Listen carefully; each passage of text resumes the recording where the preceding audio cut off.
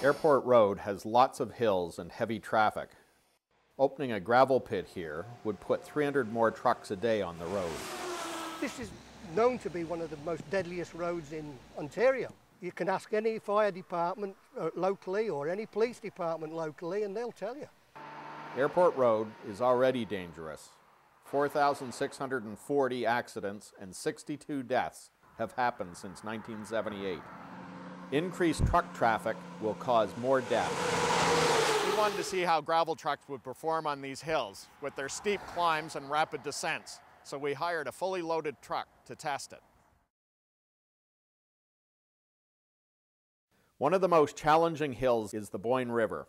We asked the truck driver to maintain the speed limit of 80 kilometers per hour, but on 3 out of 4 trips, he ended up going about 95 kilometers an hour at the bottom of the hill. Even with this momentum, the truck slowed to 50 kilometers per hour or less on the climb. Car platooning creates impatient drivers. With more trucks on the road, dangerous passing behaviors will increase. And I can't imagine how unsafe it would be when they're trying to pass in a non-passing zone because they're frustrated the gravel truck has slowed down so much. Like it's just an accident waiting to happen.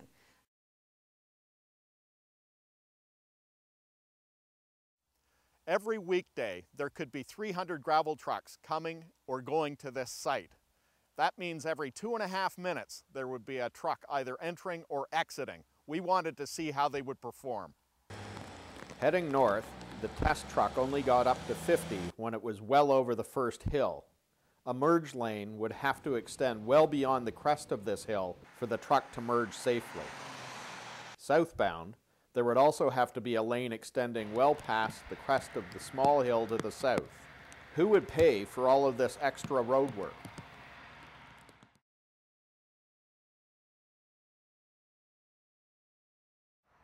Intersections at the 5th Side Road at Stanton, the 15th Side Road at Mansfield Skiway, the 17th Side Road at the Mansfield Outdoor Centre, River Road, and County Road 21 have potential problems for cars waiting to turn left.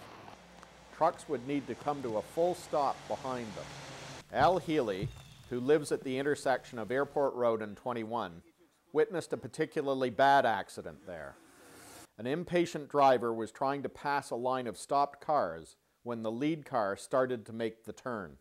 I think what happened was, at the last second, he saw the actual vehicle ready to turn and he tried to swing wide.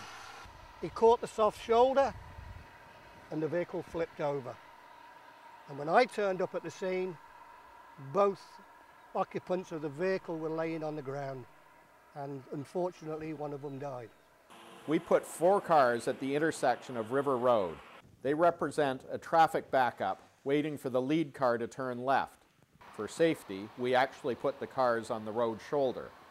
Because it was raining, we asked the truck driver to brake carefully. He went considerably past the last car in the line. This would have been a rear-end collision. We asked the driver to try again, braking a little more aggressively. He stopped in time, but the truck fishtailed on the wet road. To avoid collisions, we would advocate turning lanes at key intersections. Again, who would pay?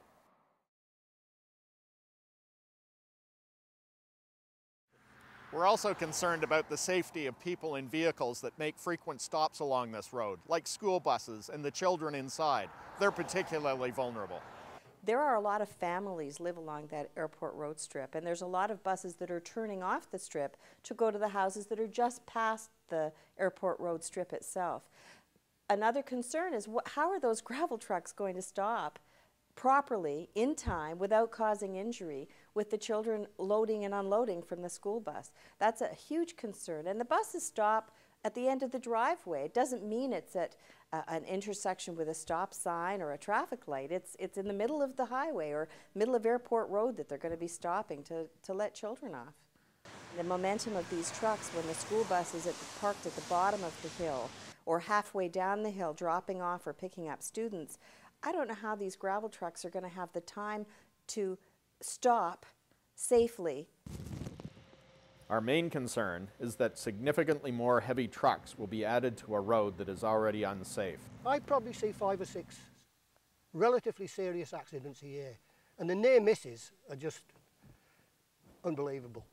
You could sit outside my house and I guarantee with every half hour you'll hear horns going. This road is our road. It's our community's road. It's also the road that's used by a lot of people going from GTA up into the Collingwood, Stayner, Wasaga Beach area.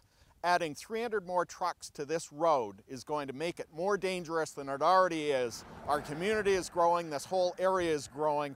We need your help to stop this. The growth that we're experiencing in this area in our population is, quite frankly, it's stupendous.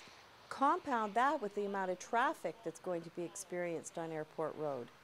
It's a scary thought. I mean, we could have doubled the traffic in 2 years as to what we have had now and in the past. And gravel trucks just don't fit in the picture properly. We believe that this rezoning is not in the best interests of the citizens of Mulmer, Dufferin County, and others who use the airport road. Significant re-engineering of this road will be required to make this proposal work. The cost of this re-engineering should not be borne by Dufferin County taxpayers. It should be paid for by the pit proponent.